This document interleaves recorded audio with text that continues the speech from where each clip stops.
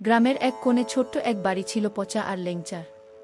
পচা ছিল ভাবুক আর গম্ভীর, আর লেংচা ছিল চঞ্চল আর হাস্যরসিক। একদিন বিকেলে তারা হাঁটতে বেরিয়েছিল গ্রামের মাঠে। পচা মুখ মুষ্টি করে ভাবছিল, আর লেংচা গান গাইতে গাইতে তার পাশ দিয়ে হেঁটে যাচ্ছিল। লেংচা হঠাৎ জিজ্ঞেস করল, পচা, তুমি এত চিন্তিত কেন? আরে কিছু নয়, ভাবছিলাম আগামী মাসে বড় একটা পরীক্ষা আছে, কেমন করবে জানি না। আহা, তুমি তো সবসময় চিন্তিত, জীবনে একটু আনন্দ নিতে পারো না? আনন্দ? জীবনে এখন আনন্দের সময় কোথায়? পরীক্ষা আর পড়াশোনার চাপ তো রয়েছেই। তুমি জানো, আমি তো পরীক্ষার সময় মজা করে পড়তে পছন্দ করি, এর ফলে মনটা ফ্রেশ থাকে।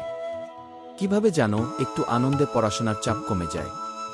আসো, আজ একবার গ্রাম ঘুরে আসি, এর ফলে মনটা ফ্রেশ থাকে। তুমি কি সত্যিই বিশ্বাস করো এইসব নিয়ে ঘোরাঘুরি চাপ কমাবে? একবার চেষ্টা করেই দেখো, আজ আমি তোমাকে গ্রামের বিভিন্ন জায়গায় নিয়ে যাব, দেখবে মনটা কতটা হালকা হয়ে যাবে। ঠিক আছে, তাহলে চলো দেখি। দেখো এই ফুলগুলোর সৌন্দর্য, তুমি এত সুন্দর ফুল দেখছো, মনে হচ্ছে সবকিছু স্নিগ্ধ আর শান্ত। এটা সত্যি সুন্দর, কিন্তু কিভাবে এটার সাথে আমার পরীক্ষার সম্পর্ক? তোমার চিন্তা একটু হালকা হবে, তারপর পরীক্ষা নিয়ে ভাবলে অনেক ভালো করতে পারবে। ভালো লাগা কখনো ক্ষতি করে না। তারপর তারা গ্রামের পুকুরে গেল। এই পুকুরে মাছ ধরতে পারো না, কিন্তু মাছ ধরা দেখলে মনের শান্তি পাওয়া যায়। তুমি সত্যিই মনে করো এসব দেখার পর আমার পড়াশোনার চাপ কমবে? অবশ্যই। যখন তুমি নতুন কিছু দেখো আর মন দিয়ে কিছু উপভোগ করো, তখন চাপ কমে যায়। তুমি আজ রাতে ভালো ঘুমাবে আর কাল আরো ভালোভাবে পড়তে পারবে।